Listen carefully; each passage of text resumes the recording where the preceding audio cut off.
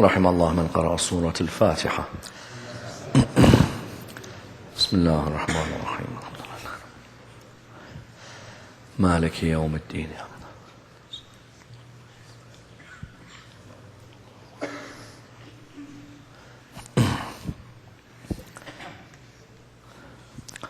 بسم الله الرحمن الرحيم. الحمد لله رب العالمين، والصلاة والسلام على سيدنا وعظيمنا وحبيب قلوبنا وشفيع نفوسنا أبي القاسم محمد. اللهم صل على وعلى أهل بيته الطيبين الطاهرين وأصحابه الغر الميامين. الحمد لله الذي جعلنا من المتمسكين بولاية سيدي ومولاي علي بن أبي طالب.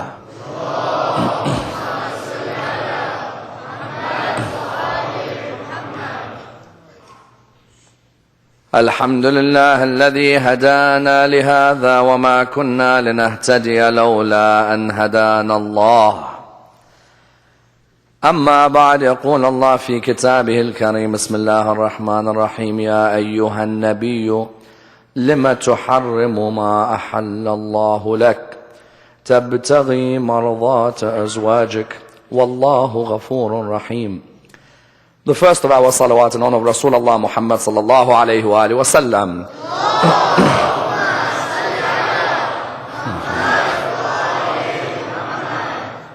The second in honor of Amir al-Mu'mineen Ali ibn Abi Talib.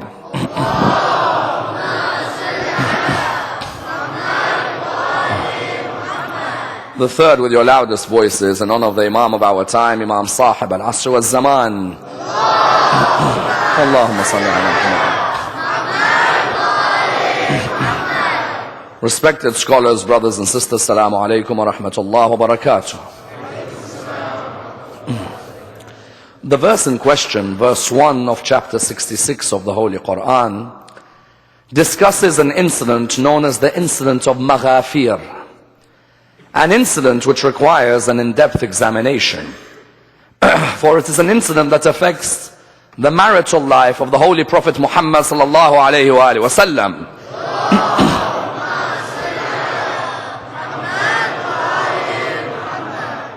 As we know, the Quran is replete with stories concerning prophets of God and their wives.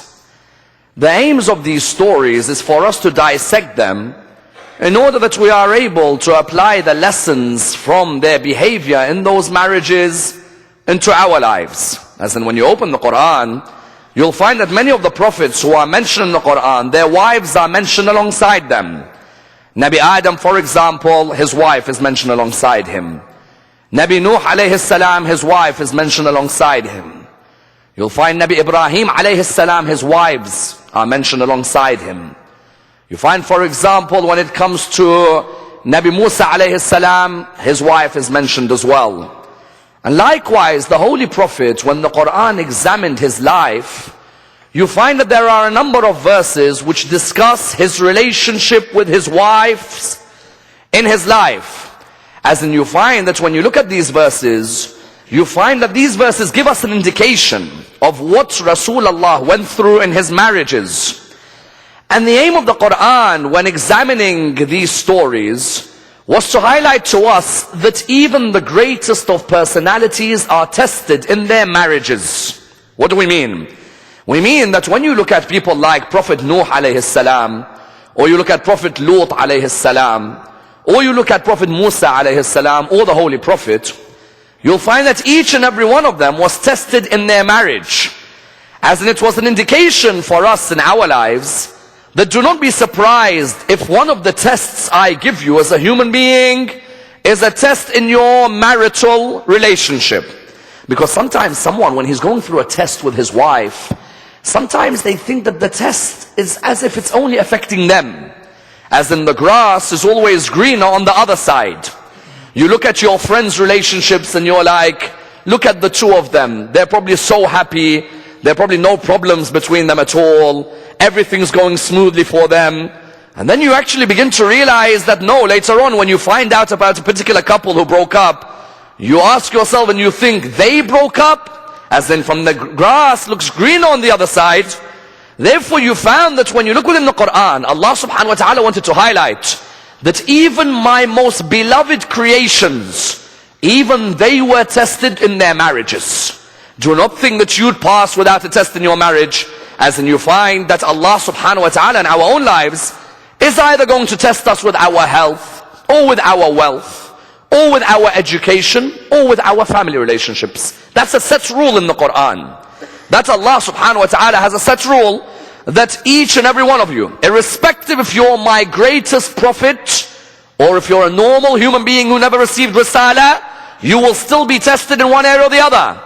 And that's why when we examine Rasulullah's marriage, it is vital for us to understand that when we say Rasulullah is an uswa, he is an example for us, the meaning is that whatever he behaved with his wives is the way we should behave with our wives, isn't it? As in when I follow Rasulullah, Quran says that the Prophet said, if you love Allah, follow me, Allah will love you. Meaning what? Meaning for us to receive the pleasure of Allah, it's vital we look at the biography of the Prophet in every area. His public life, his private life, each area we have to scrutinize. Rasulullah is not infallible only in his public life. No. Rasulullah is infallible in his private life as well. Which means every act that he performed is an act guided by Allah subhanahu wa ta'ala. Therefore, let's examine this particular verse, for the incident is known as the incident of Maghafeer. Let's ask the following questions. Number one, why did Rasulullah marry so many wives? As it wasn't one enough for him in his life. Number two, why does the verse say, O Prophet of God, why do you prohibit for yourself what we have made lawful for you? Number three, how many times did the wives of Rasulullah act rudely towards him? And how many times would he keep showing love back towards them? Number four, did Ali ibn Abi Talib in his life ever disrespect Fatima al-Zahra? And if he didn't, then why is there a narration that Rasulullah became angry with him over his behavior with Fatima? Number five, Abi Abdullah, how many wives did he marry? And what was the background of each of these wives at Karbala? Let's examine this and dissect the topic in complete depth. Many times non-Muslims ask a clear question when they hear about the Prophet. Why did the man marry so many wives? As in straight away you find in medieval Europe, Rasulullah was looked down upon because of this reason. If you look at medieval European literature, you'll find they used to call Muhammad, they used to say he is the Mahound. The Mahound means the devil incarnate. And that's why if you look at Dante, the Divine Comedy, within the Divine Comedy there is that stage known as the Inferno. Dante's Inferno.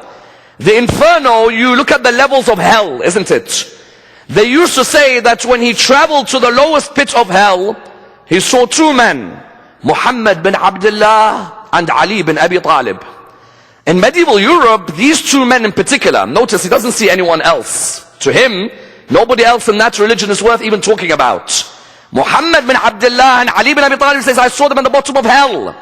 You found that they used to have the worst of images of Rasulullah because of his marriages. Even if you go to YouTube today, you'll type in the Prophet, you'll find videos about how Muhammad was a man of lust. Muhammad the pedophile. Astaghfirullah. You find all of these on YouTube, videos being produced. If you ask our people, can you explain the marriages of Rasulullah? I find many of them saying, to tell you the truth, I don't even know half the ladies he married. I know her and her and her, but after that I don't have a clue. And even if I know who she is, I don't know why he married her. Our generation has to be a generation that is able to be a knowledgeable generation. Because the way the media is working today, unless we have knowledge, then these types of misconceptions will continue. You found that when someone asks, why did the Prophet marry, for example, 9 wives? Whenever you want to answer, how do you answer? There's a division. What do we mean? We mean that when you look at the Prophet's life, you have to divide the Prophet's life into the following. 0 to 25. 25 to 51. 51 to 63. 0 to 25. Is he married to anyone in his life? No. As in all the other Arab youth were getting married 18, 17, 16, 19. In those days it was normal to get married very young. He did not get married to anyone up until the age of 25. From 25 until 51, he married only one lady. For 26 years he was with her and her alone, where he was highlighting that polygamy isn't a norm in Islam. Monogamy is a norm. What do I mean?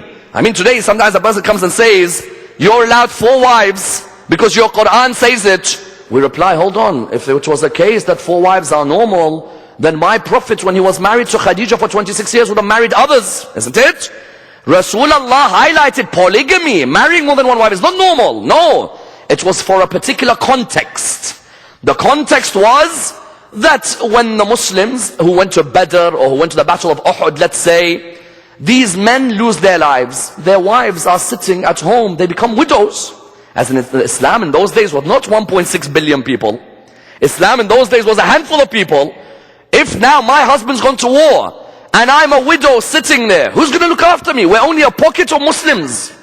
So you'd find the Quran allowed you to marry 1, 2, 3 or 4 on the indication that of course you treat them all equally.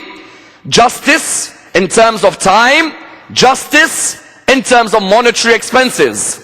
There's another verse in the Quran which says, but you'll never be able to treat them justly. No, that means in terms of love, you can never say, I love her 61% and I love her 39. No. What you do is that there's monetary expenses and there are times which you spread with them. So, Rasulullah, 26 years, from the age of 25 till 51, he was with Khadija. The other marriages happened between 51 and 63. Tell me, if I'm in my 20s, in my 30s, in my 40s, wouldn't I get married to many ladies then? Wouldn't you think it's the prime of my youth? Rasulullah would only be with Khadija 26 years. Then from the age of 51 till 63, he married the other wives. Why? None of those other wives he married because of love for them. No. Only Khadija, she was the only one in his life who you would say he wanted to marry her. The others he did to establish a law of God on earth. What do I mean? I mean, if you look at the other marriages, for example, when he married Zainab bin Jahsh, Zainab bin Jahsh had been married to his adopted son Zayd. They didn't get along with each other. When they didn't get along with each other, what happened? She divorced Zayd. In those days, you were not allowed to marry the ex-wife of your adopted son. Not allowed. In Arabian culture, the ex-wife of the adopted son, you could not marry her. So what happened was, Allah ordered the Prophet, marry Zainab, to remove this cultural taboo. If my adopted son divorced his wife, and then that wife, why is there a black cross on her that she can't get married again? You go and marry her to remove that taboo. Zainab bin Jahsh example. Another example, Salama, for example. Salama was a widow. In those days, widows, people would rarely marry them. There was a taboo on them. Nobody to look after Salama. Even some narrations mention Salama was very old when he married her. You found that he married her in order to safeguard this widow. Aisha, at the young age. Sometimes people say, yes, it was a 9-year-old marriage. If you look at many of the conclusive discussions, you'll find she was much older than 9 years of age. And I have a lecture from 2006 where I have dissected the age of this issue in depth. You find that Aisha, when he married her, why? Her tribe was a prominent tribe. You found that Rasulullah's tribe was a prominent tribe. The aim was what? The aim was, let's try and hopefully bring the tribes together to bring them towards the religion of Islam. Habiba, the daughter of Abu Sufyan. Why marry the daughter of Abu Sufyan? Because that daughter of Abu Sufyan, there's no way her dad will let her practice Islam. There's no way he'll let her in the house. You marry her to provide her a protection within your own home. In other words, those marriages between 51 to 63, Allah had ordered him to marry in order to establish certain cultural or religious practices. And that's why you find that what was the norm? The norm was that Rasulullah would stay with Khadija. As in he himself said, no wife comes near my wife Khadija. Why? Because he saw the best manners from Khadija. No wife ever replicated Khadija's manners. He saw a lady who her wealth helped the religion of Islam. On many occasions, he'd remember Khadija. When Khadija died, it was only then that he married his other wives. Now, of course, when he marries these other wives, it's important to understand something. That when he marries these other wives, he has to, of course, allot them the time periods, isn't it? So if you've married 4 wives, you have to have a day with one, a day with the other, a day with the third, a day with the fourth. If I spend $100 on one, I have to spend $100 on the second, 100 on the third, 100 on the fourth. So it has to be timed. This incident which I'm talking about was related to a source of jealousy between 2 wives against another. What happened? Rasulullah used to go to the house of Zainab. Remember I mentioned Zainab, she was married to his adopted son originally. He used to go to her house. When he'd go to her house, Hafsa, daughter of Umar ibn al-Khattab, Aisha, daughter of Abu Bakr. Aisha came to Hafsa and said, the man spends time with this lady.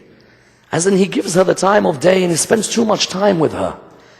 And she makes him this honey drink. The best thing for us to do is that when he comes home next time to one of us, let's tell him that his breath smells bad. Go to Imam al-Bukhari's Sahih. Go to every book you want on the tafsir of Surah 66 verse 1. That they plotted, they said he spends time in Zainab's house. When he spent that time, they said, how comes he spends time in her house?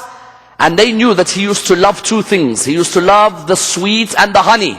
Especially when you brought the 2 of them together. So the 2 of them, Aisha and Hafsa, what did they do? They said, listen, he spends time with her. That jealousy came into them. They said, we'll go and tell Sauda, who was another of his wives, that when he comes to visit her, and when he visits Hafsa, when he enters, straight away say, your breath smells bad. And when he's come to a few of us, the last of us will cover our nose even before he talks to tell him about how bad his breath smells. As in sometimes you see these manners, it's unbelievable. It's unbelievable how a man can live with Rasulullah and behave like this with him. So Rasulullah was in the house of Zainab. In that house, he'd have a drink. It was a honey drink, and within the drink, Maghafeer would be placed. Someone says, what is Maghafeer? There used to be a tree called the Arfat tree. The Arfat tree, some of the tree was a sap. It would come out of the tree called Maghafeer. That sap, you mix it with honey, it gives a sweet taste. But the idea was that although the taste is sweet, the smell that comes out may be bad. Like garlic. Garlic, the taste is beautiful, but the smell, destructive. So you find here that Rasulullah, what happened? Rasulullah would take that Maghafeer. When he'd take the Maghafeer, he went to the house of Sauda and went to the house of Hafsa. When he entered their houses, you know what they did? Straight away, as soon as he entered, they straight away said, your breath smells so bad. He looked at them, he said, why? He said, we're smelling, it's not nice at all. He said, then forgive me, I will not drink that drink again. It must be the Maghafeer drink that I drank that makes the smell bad. He went to Hafsa's house. Hafsa looked at him, she said, your smell, move, your smell. He looked at her, he said, very well, I will not drink that drink again. Rasulullah was saddened, and naturally anybody would be saddened. You'd be saddened if, for example, you'd be saddened if Rasulullah, or if any of you, someone came and told you bad breath, each and every one of us would be saddened. You wouldn't want someone to say you've got bad breath like that, would you? You found that Rasulullah, the moment this was said to him, the narrations, what do they mention? The narrations mention that Allah subhanahu wa ta'ala revealed this verse. O Prophet of God, why do you prohibit for yourself what I've allowed for you? You want to please your wives? Don't worry about pleasing them. What they say to you is not true. Your breath is the nicest of breaths of any human being. You see, the man, what happened was, when he'd go to their houses, instead of welcoming him, instead of showing good manners towards him, Aisha, Hafsa would plot that the best thing to do to this man is make fun of his breath. And that's why Ibn Abbas narrates about the same incident, the incident of Maghafeer. Ibn Abbas narrates, I saw Umar ibn al-Khattab at the time of Hajj. We traveled towards Hajj. I asked him, who was the verse revealed about on the incident of the bad breath? Who was it? He said, Umar ibn al-Khattab at the beginning did not want to answer me. We were coming back from Hajj. I poured wudu. He poured his wudu. The wudu was finished. I said, oh Umar, who is the one who made fun of Rasulullah's breath like that? Who was it? He said, it was my daughter Hafsa and Abu Bakr's daughter Aisha. Then he looked straight away at Ibn Abbas. He said, oh Ibn Abbas, let me tell you something. When we men were in Quraysh, we were so strong above our women. When we went to Medina, these Medinite women were stronger than the men. He goes, I was in the house of Umayyah, and while I was in the house of Umayyah, my wife one day backchatted me. I turned around to her and I said to her, how dare you backchat me like that? I'm your husband. She said, if the wives of Rasulullah can backchat the Prophet of God, why can't I backchat you? True? If the wives of Rasulullah can backchat, so do you know what he did? He straight away said, I'm leaving the house. He said, I went to the house of my daughter. I said, is it true that you backchat the Prophet? Is it true that you hurt him with your language? She said, yes, it's true. He said, do you not know that anyone who hurts Rasulullah, even if it's his wife, Allah will punish her? Now listen to his lines. Even if you're the wife of the Prophet, if you hurt the feelings of Rasulullah, God will punish you. And that's why you found that this particular incident, Allah said in the Quran what? Allah highlighted that wasn't the only time they showed rudeness to him. You see, Allah subhanahu wa ta'ala was trying to highlight for us that Rasulullah, he's the greatest of prophets. But even he had to be patient with wives who were rude to him. A couple of verses later, Surah 66, and Surah 66, all it does is talk about wives of the prophets, either the Prophet Muhammad or the prophets before him. A couple of verses later, the Quran says, you think that's the only rudeness? Again, look at again how the both of them, two. It's always talking about two. How the both of them again are rude to him. The Quran says, وَإِذْ أَسَرَّ النَّبِيُّ إِلَىٰ بَعْضِ أَزْوَاجِهِ حَدِيثًا فَلَمَّا نَبَّأَتْ بِهِ وَأَعْرَضَ اللَّهُ عَلَيْهِ. You find that the verse, what does it say? The verse says, the Prophet told and divulged the secret to his wife. Then his wife went and told her friend. When the Prophet told her, why did you tell your friend? She replied to him, who told you that I told her? As in, the man's been receiving revelations for 20 years. There's a link which is quite strong who might tell him. The reply was, Allah has told me. You know, the Prophet told one of his wives, he told Hafsa a secret. Again, she went and told Aisha. And I ask all of you, brothers and sisters, this very fundamental question. What was the secret that Rasulullah gave to Hafsa which she told Aisha? That needs a lecture for another day. Because that will open up another discussion which needs another event. What is it that the Quran says? The Prophet told his wife a secret. She went and told her friend. He told her, why did you tell your friend? She said, who told you? He said, Allah. Then the Quran in verse 4. In tatuba, speaking about two of them. إن تتوبا إلى الله فقد صغت قلوبكما وإن تظاهر عليه فإن الله ومولاه وجبريل وصالح المؤمنين. What does the Quran say? If two of you ask Allah for repentance, then Allah is willing to forgive both of you. If you don't, and you think you can gang up on Muhammad, then know that Allah protects Muhammad, Jibreel protects Muhammad, and Salih al-Mu'mineen, which refers to Amir al-Mu'mineen, will protect Muhammad. Then the next verse, what does it say?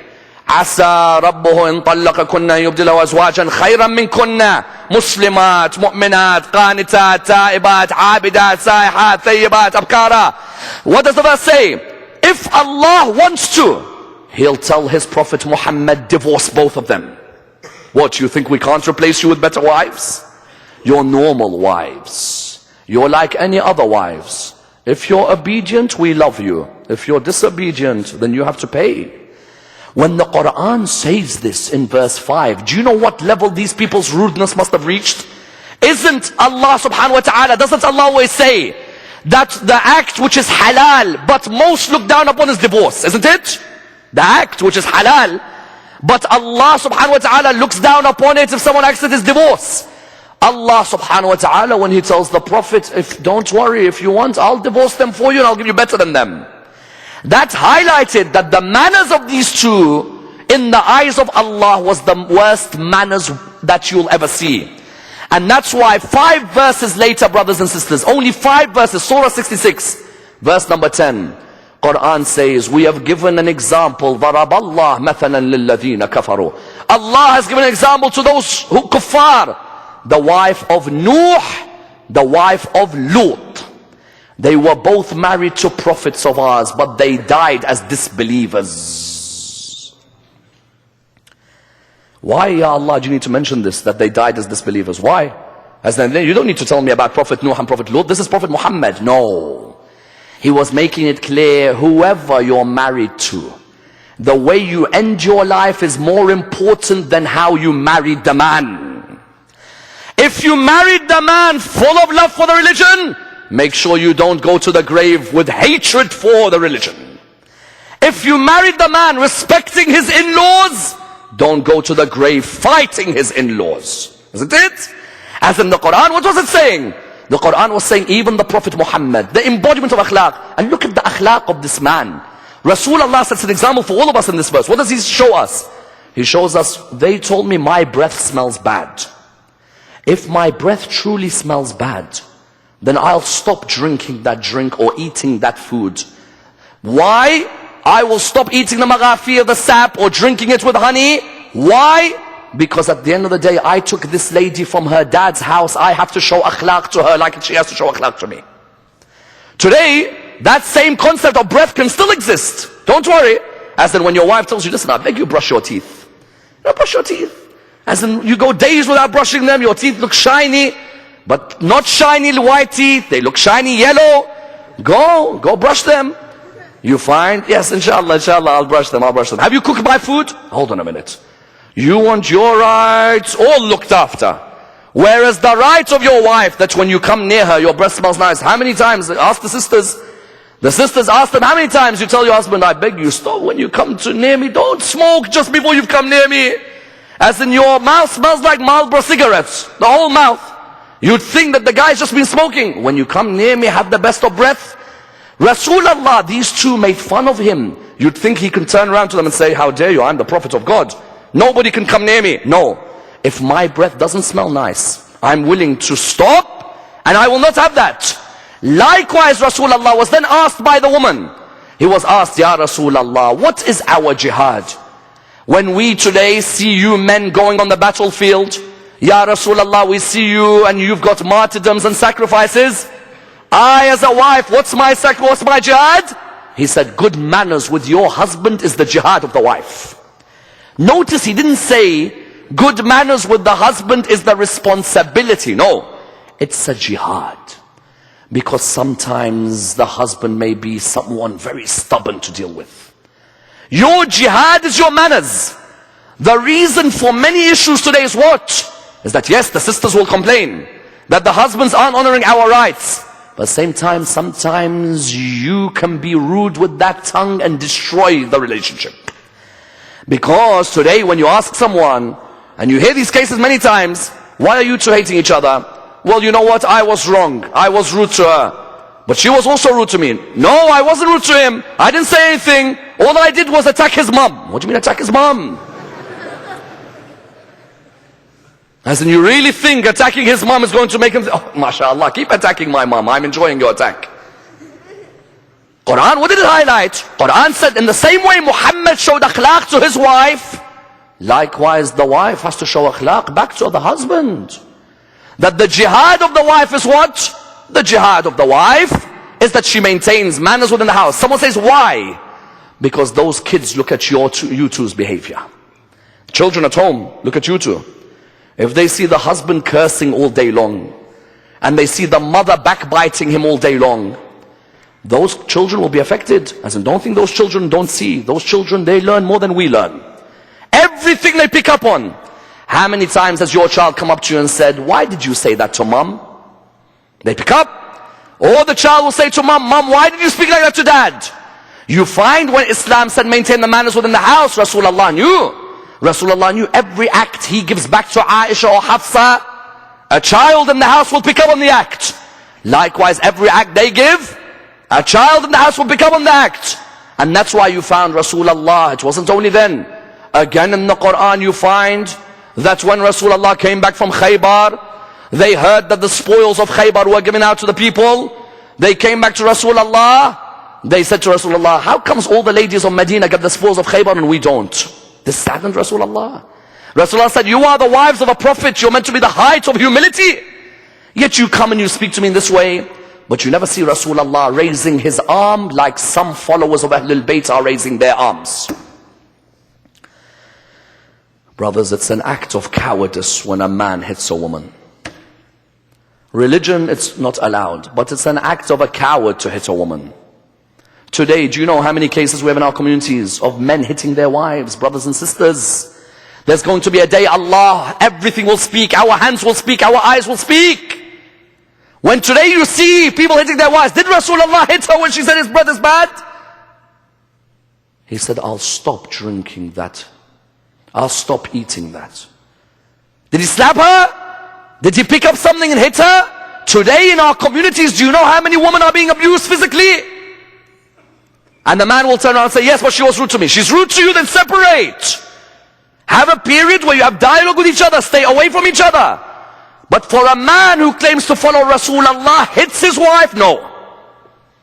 And unfortunately, these increases in physical abuse are continuing. Every community you go to, there's a case of physical abuse. And a lady has to put up with it. When Rasulullah said jihad of the woman is that she has good akhlaq, not good akhlaq in front of physical abuse. Physical abuse, you see physical abuse, you speak. Don't have good akhlaq. Speak! Physical abuse has no place in this religion. Therefore, what did you see Rasulullah? He was highlighting that even I, when these two plot against me, when these two, I give them a secret, they tell each other, did I ever once smack my wife? Did I ever once hit my wife? Did I ever once beat my wife? Then why is it you who say, Ashhadu anna Muhammadan Rasulullah, willing to slap and hit and beat? And that's why you find that this lady, Aisha, you would think that when seeing a man with such akhlaq, you would think she would be respectful from that day onwards. When he said, I will not drink the Maghafeer, or I won't eat it, you would think that she would say, Subhanallah, this man is the height of humility. No! When Mary the Coptic, when Rasulullah married her, intense jealousy against Mary the Coptic. Jealous that Mary the Coptic gave Rasulullah Ibrahim. There were only two women in Rasulullah's life who gave him children, Khadija and Mary the Coptic. Mary the Coptic gave him Ibrahim. The intense jealousy towards her, that there's even a narration which I don't even want to go into, because the mimbar of Al Muhammad is a mimbar scrutinized around the world today. Sometimes the speaker has to hold back. But I leave you to do your research. Sometimes a person has to think of his fellow brothers around the world. But anyway, you found that this lady, you would think she would maintain respect for Rasulullah. No. That respect, that akhlaq, he had to bear patience. And that's why many Muslims were saddened when they saw her lead the battle of the camel against Ali bin Abi Talib. Many Muslims could not believe, you are the wife of Rasulullah. Akhlaq is meant to be your name. You were brought up in the house of revelation. And she leads an army against Amir al-Mu'mineen in that battle, the battle of the camel. Go all of you, every single person in this hall. Type battle of camel. Aisha, Talha and Zubair versus Ali bin Abi Talib, Ammar bin Yasir, Hassan and Hussein. And you know what they say to you? They say to you that they all loved each other. It was a Yemeni Jew who caused the problem between them. Blame everything on the Jew. Typical. Nothing's changed.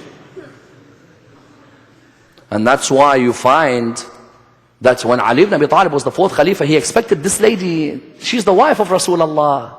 He expected her to treat him with respect, not to come out with an army against him. But Amir al-Mu'mineen still made clear that even though she's come out with an army against me, the fact that she was the wife of Rasulullah means we show akhlaq. I don't have to agree with her opinions, no. But we show akhlaq, and when we show akhlaq, what do? We remember that this lady was in the house of Rasulullah. And that's why today when there are certain speakers in the Shia world who have the audacity to say that the wife of Rasulullah committed adultery, this is disgusting. Disgusting. Rasulullah's wife, Allah subhanahu wa ta'ala would never allow Rasulullah to be embarrassed like this. Never.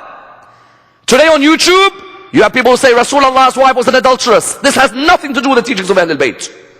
And not everybody who claims to represent Ahlelbayt is necessarily a representative. But we admit, yes, she came out. She fought Ali ibn Abi Talib. She was willing to end the army of Ali ibn Abi Talib and destroy them. That was there. Nobody can deny this. Nobody can deny this. So what do you find? You find even Shaykh al-Mufid. Shaykh al-Mufid, what does the word Mufid mean? Mufid means useful, isn't it? If an Arab is here, they will tell you, when you say someone is Mufid, it means they are useful. Do you know how he got the name Mufid? Through the debate about the battle of the camel. That's how he got the name Mufid. The debate concerning the battle of the camel. Shaykh al-Mufid's teacher said to him, go to the lesson of one of the ulama of Ahlul Sunnah. Go to his lesson, sit down, and listen to his lesson. Shaykh al-Mufid entered, the alim was there. When the alim was there, the alim was giving a lesson, which, while he's giving the lesson, someone asked the question. Salamu alaykum Maulana, alaykum as-salam. Maulana, what is greater? The event of Ghadir or the event of the cave when Abu Bakr was in the cave? The Maulana said, the event of the cave is greater than the event of Ghadir. Shaykh al-Mufid was sitting down quietly.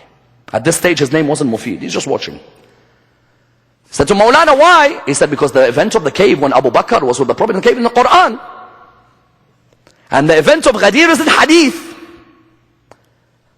And the Quran goes above Hadith because the recognized event always goes above the narrated event. Shaykh al-Mufid put his hand up, said, excuse me, I have a question. What do you say about Muslims who fight the Imam of their time? What's their position? He said, they're not allowed. He said, what's their position? He said, they end up as disbelievers. He said, okay, when Aisha, Talha and Zubair fought Ali ibn Abi Talib, what do you say about them? He said, yes, they fought him, but they asked Allah for forgiveness afterwards. He said, them fighting him is a recognized event. And them asking for forgiveness is a narrated event. The recognized always goes above the narrated. Straight away he said to him, you come here. Come here. What's your name? He gave him his name. He said, no. From now on you are Al-Mufid. Because you've given me an area of knowledge I never knew about. Therefore you have been useful to me. Your title is now Shaykh Al-Mufid. In other words, what do we find? We find that disrespect to Rasulullah from this incident, the Quran narrated, not Hadith. The Quran said in Surah 66 that these wives plotted against him.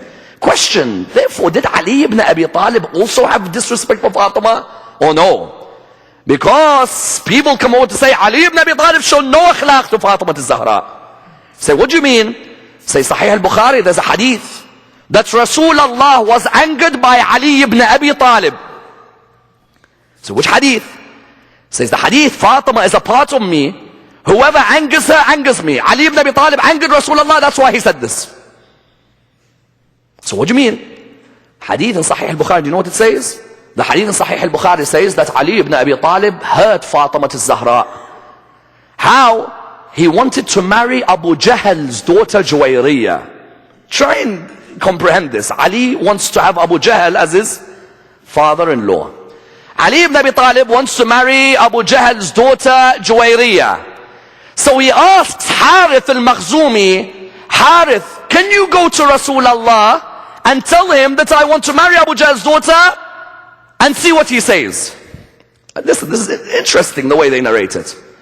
So Harith went to Rasulullah and said, oh Muhammad, I am from the tribe of Bani Makhzum. I have come with a proposal. Ali ibn Abi Talib wants to marry Juwayriyah. Rasulullah looked at him, he said, how dare you say this? I just about let Abil As ibn Rabi' marry Zainab, my step-daughter, on the basis he doesn't marry anyone else. And now Ali wants to marry someone while he's married to Fatima. Wallah, la adhan, la adhan, la adhan. I do not accept, I do not accept, I do not accept. Because Fatima is a part of me. Whoever angers her, angers me. And whoever angers me, angers Allah subhanahu wa ta'ala. And then what did he say? He said, I fear Fatima al-Zahra will leave the religion because Ali's made her angry. I sometimes, honestly, I wonder where they get these hadiths from. But then we say, okay, let's see who gave us this hadith. First person in the chain, Maswar ibn Makrama. Maswar ibn Makrama believed he passed puberty at the age of 6. Bit difficult to listen to that guy when he talks. Second person in the chain, Al-Karabis al-Baghdadi. Al-Karabis al-Baghdadi, every war against Ali ibn Abi Talib he fought. You think he's going to praise Ali ibn Abi Talib when he narrates the hadith? Every war against Ali ibn Abi Talib, Karabis al-Baghdadi fought. He was a known Nasabi, hatred for Ali ibn Abi Talib. Number 3, if Ali ibn Abi Talib was going to marry anyone while he's married, say he was going to, Abu Jahl's daughter, as in there's nobody else. Number 4, Ali ibn Abi Talib, if this was a true marriage and he hurt Fatima, then later on Abu Bakr would have mentioned it, Umar would have mentioned it, at Jamal they would have mentioned it, at Siffin they would have mentioned it. They would have said, you're the man who hurt the daughter of Rasulullah, isn't it? Never once did they mention Ali ibn Abi Talib hurting Fatima al-Zahra. On the contrary, all they would say is, we wish we were the ones accepted to marry Fatima. That's all they'd say. Ali ibn Abi Talib, on the contrary, with Fatima al-Zahra, you know what he'd show us? He'd show us that your akhlaq in your marriage is the most important thing in its success. If both of you have morals, that's the most important. Today when people ask me, said, Ammar, if we want to get married, what should we look for? Should it be someone who is very religious? I said, no, first someone who's got good akhlaq, because then they're willing to become more religious. Someone who's already too religious, you may find them saying, I'm the best, nobody's as good as me, no one can change me. Someone who's got good akhlaq, you may find you can go on a spiritual journey with them. Amir al-Mu'mineen and Fatima al-Zahra, do you know what type of manners these two had with each other? As in, you think there was a better relationship in the history of the religion of Islam than Khadija and Muhammad and Fatima and Ali? Amir al-Mu'mineen comes home one day. He sees his wife Fatima with her eyes virtually inside the socket. He's saying to her, oh Fatima, why is your face so pale? She replies, oh son of Abu Talib, do not worry. He said, no, Fatima, tell me please, why are your eyes so pale? Why is your face so pale? She said, oh son of Abu Talib, for 2 days we haven't had any food. He said, Fatima, why didn't you tell me? She said, because my father told me, never hurt Ali ibn Abi Talib. Today the father-in-law, he sees his daughter is rude. He says, why are you being rude to my daughter? He says, your daughter's being rude. Rasulullah would tell his daughter, don't be rude to Ali ibn Abi Talib, don't be hurt. Love Ali ibn Abi Talib, protect him. Ali ibn Abi Talib said, oh my darling Fatima, what's wrong? You should have told me. Imam Amir al-Mu'mineen left the house. When he left the house, on his way he saw Miqdad walking. When he saw Miqdad walking, Imam Ali, as soon as he saw Miqdad, Salamu alaykum, alaykum as-salam, he continued. Miqdad said, wait. Imam Ali said, wait, Miqdad, what's wrong with you? You just left me. He said, Imam Ali, wallah, my children have had nothing to eat. Imam Ali had just got 1 dinar loan to go and buy food for Fatima. He gave Miqdad the 1 dinar. He went to Rasulullah's mosque, Maghrib Salah, finished the Salah, Rasulullah turned round. He said, where's my son-in-law? Imam Ali came near him. He said, I want to come to you and Fatima's house for dinner tonight. I took money to go and get food. Now my father-in-law wants to come home, there's no food. And you know that moment when you take a friend home and the wife opens the door and you're like, he's come with me, and she gives you that look. You know that look. He said to her, your dad has come to eat. She looked at him, then she said, let him come in. But her faith in Allah was so high that when she went and entered the kitchen, she read the dua Nabi Isa read when his disciples said, bring food from heaven. Nabi Isa, when the disciples said, can your Lord send food from heaven? The Quran revealed Surah Al-Ma'idah. You know, Al-Ma'idah is the food for Jesus. So she said, Ya Allah, Jesus, son of Mary, when he needed food, you sent him food from the heavens. Mary, his mother, when she needed food, you would send Jibreel to her to give her food. Ya Allah, I am Fatima, daughter of Muhammad, and my father has come, and I didn't want to trouble my husband. Ya Allah, anzil alayna ma'idatan min as-sama'i takunu lana 'iidan li awwalina wa akhirina. At that moment the narration says Jibreel came with food from Jannah for Fatima az-Zahra. You therefore find that Ali ibn Abi Talib, this rumor that Ali ibn Abi Talib hurt Fatima az-Zahra, never. Ali ibn Abi Talib, his whole life was an example. And that's why it was no surprise that his son Abu Abdullah would be the embodiment of morals towards his wives as well, isn't it? Do you know how difficult it was for those wives to lose a husband like Imam al-Hussein on the 10th of Muharram? When you had a husband like Abi Abdullah, who were his wives who were with him on the 10th of Muharram? The first of them was Rabab.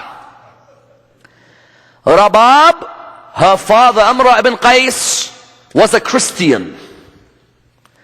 And he became a Muslim. He had 3 daughters, Mahiyat, Hayat, and Rabab. Mahiyat, Imam Ali married her. Hayat, Imam al-Hassan married her. Rabab, Imam al-Hussein married her. And on the 10th of Muharram, Rabab gave away the 6-month-old baby. His other wife was Ishaq bin Talha. She was originally married to Imam Hassan. Imam Hassan, before he died, he said, Abu Abdullah, this lady is going to be a widow. She's a brilliant human being. Look after her. She came. Third wife, Layla, daughter of Abi Murrah, son of Urwa, son of Mas'ud al-Thaqafi. Layla was a phenomenal lady. Her family, Banu Thaqif, this was the most prestigious of Arab families. Her family, the good, the bad, and the ugly all came out of it. From her family, Mukhtar al-Thaqafi. But also from her family, Hajjaj ibn Yusuf. And it's normal in life. A prophet may have good and bad. Layla, from her mom's side, she's Layla, daughter of Maymuna, daughter of Abu Sufyan. Layla's Abu Sufyan's granddaughter. Muawiyah is her uncle. Yazid is her first cousin. And that's why on the 10th of Muharram, Yazid said, don't kill Ali al-Akbar. It's my cousin. His mom is my first cousin. Leave him. And Ali al-Akbar looked at them when they said that to him, seeing his dad alone. So from one side, the other side, her dad Abi Murrah was the son of Urwa bin Mas'ud. Urwa bin Mas'ud, Rasulullah used to say, is the mu'min of Al Yasin. He's the man who came to Islam, told his tribe about Islam, and they killed him. So Layla, from every side, Layla was a prestigious woman. And she only had one son with Abi Abdullah, just one. But that son was a beacon of light on the earth, I tell you. That son, Ali al-Akbar, from a young age, she used to love him so much. Why? The hadith tells us, you know, when he was young, he'd say, Mommy, Mommy, let there be smoke come out of our chimney. She'd say to him, why, my darling? He'd say, so if there's any poor people walking, they know we're cooking. So then the poor can come and eat with us. How hard for a mom to lose a son like that, honestly. And that's why, you know, when they paraded the heads in Kufa, the people of Kufa, when they saw Ali al-Akbar, they saw Qasim's head, they saw Abbas's head, they saw Hussein's head, many of the people in Kufa, they'd look at Ali al-Akbar and they're like, we hope his mother never saw him die. Because how could a mother see a son with that face die? And that's why Rasulullah, the narrations tell us, Ali al-Akbar, Imam al-Hussein said, the closest person in his appearance and his akhlaq and his intellect to Rasulullah was Ali al-Akbar. And you know, when he came out on a battlefield, they called out, is that Ali al-Akbar or is that Rasulullah? And it was difficult, I tell you. Abu Abdullah, the narrations tell us, the first of Bani Hashim to die was Ali al-Akbar. First of them to die was Ali al-Akbar. And how difficult was it for Rasulullah, for the grandson of Rasulullah. On the morning of the 10th of Muharram, Ali al-Akbar got up, he recited the adhan. And imagine you hear your son recite the adhan for the last time in your life. Tonight is a night for fathers and mothers. One of the Maraji' saw Imam al-Hussein once in a dream. When he saw him in the dream, he saw arrows all over Imam al-Hussein's body. This Marja' narrates that I woke up, I was crying and crying. I couldn't believe I saw Imam al-Hussein with so many arrows. Says the next day I saw in my dream Imam al-Hussein again, but with only 2 arrows on his body. I said, Ya Aba Abdullah, yesterday I saw your body full of arrows. Today I see only 2. He said, the tears of my followers wipe away all the pains on my body. But there are 2 pains that remain with me forever. Abbas and Ali al-Akbar. Those 2 remain with me. And that's why those of you who go to Karbala, the 6-month-old baby is on the chest of Imam al-Hussein. And Ali al-Akbar is by the feet of his father. And he recited the adhan on the 10th of Muharram. The narrations mention that he came towards his father. Do you know, brothers and sisters, I've read hadiths. Every companion of Imam al-Hussein, Imam would beg him, don't go to fight. Please, they want to kill me. Except Ali al-Akbar. It's as if he knew, that's it. I can't tell this boy anymore. He has to go. He hugged him. And the narrations mention when he hugged him, they couldn't stop crying because they knew it's the final time. I wonder, those of you who've lost a son or know of a person who's lost a son, how difficult is it to see your son in his last moments? How difficult? Imagine. Especially a son so young. He hugged him. He embraced him. They began to cry. Ali al-Akbar rode his horse. When he rode his horse, he was just about to leave. Imam al-Hussein said to him, he said, Ali, come back down. He said, what is it, my father? He said, go and bid farewell to your mother, Layla. It's difficult for her. He walked towards his mother. He entered. As soon as he entered and he hugged his mother, Layla. Then he looked at his auntie Zainab. And he saw his auntie Zainab crying. Zainab, Zainab. He looked towards Zainab.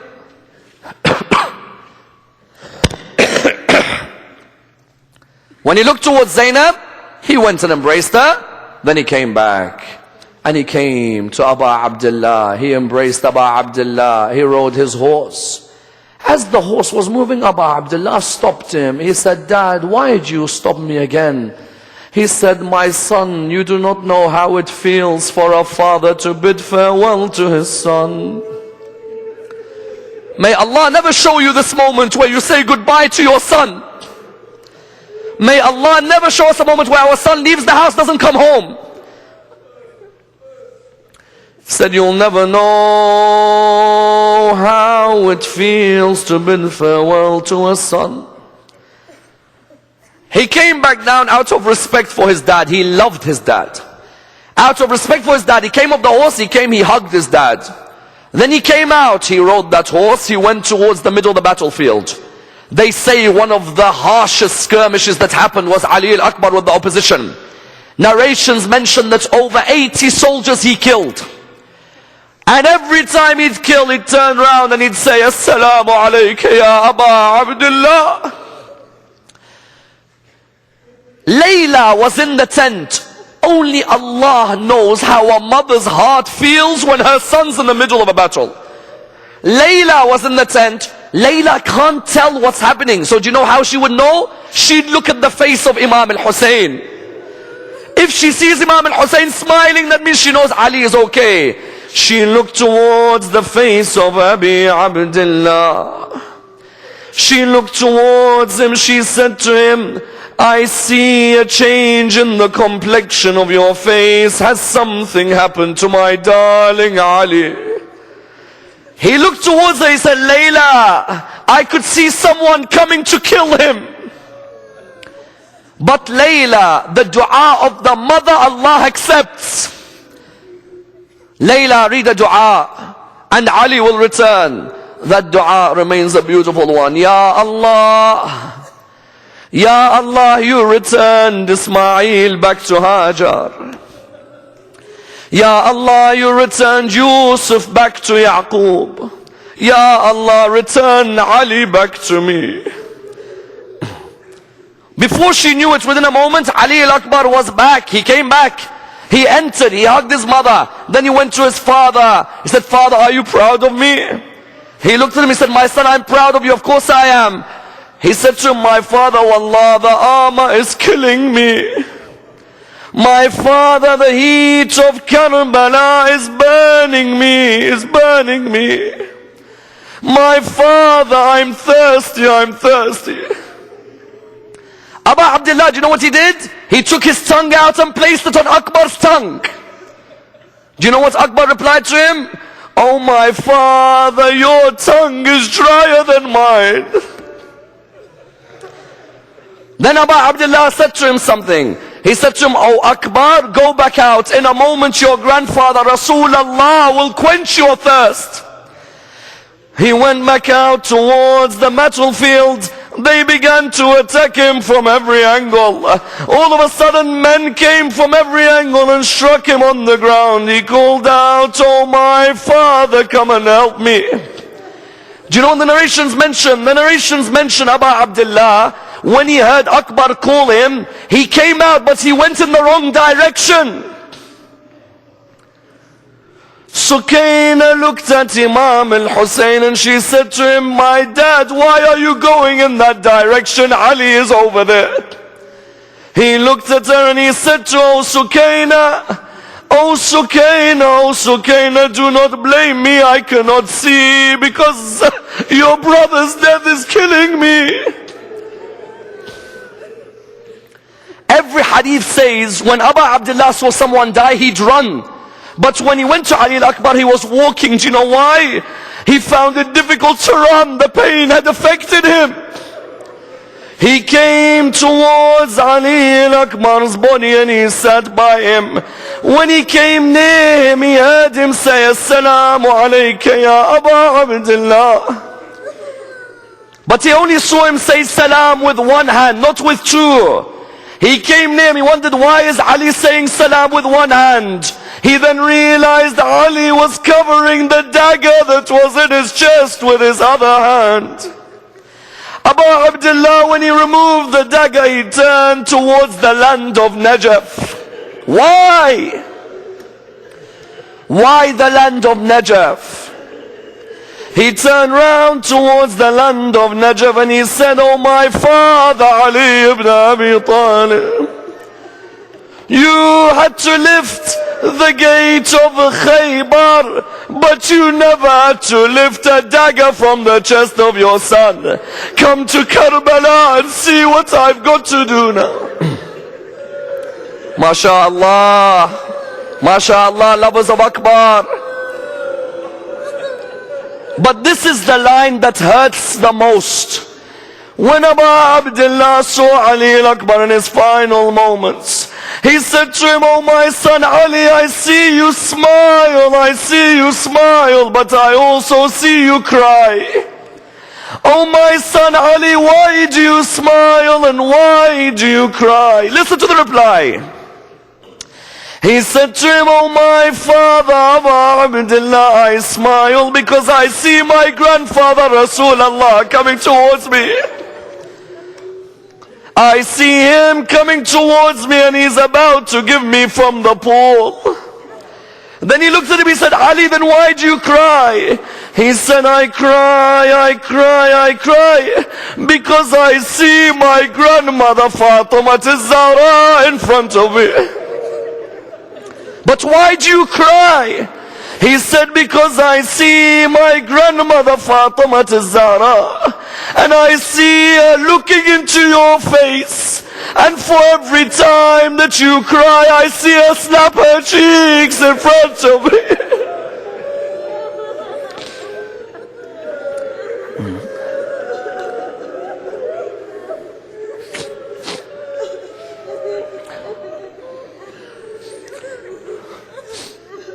Inna lillahi wa inna ilayhi raji'un. We pray to Allah subhanahu wa ta'ala to raise us with Muhammad and al-Muhammad, to allow us to be amongst those who follow the example of Rasulullah. Allow us to be amongst those who honor the message of Rasulullah sallallahu alayhi wa alihi. Allow us to be with the Imam of our time, Imam Sahib al-Asr wa Salam. Inshallah, tomorrow will be the night of Ashura. May Allah bless all of you for your pledges last night. It was a phenomenal contribution. And for those who haven't pledged, then those $72 will allow Ali al-Akbar's name to remain with us forever. We pray to Allah subhanahu wa ta'ala the Surah Al-Fatiha, but before it the loudest of your salawat.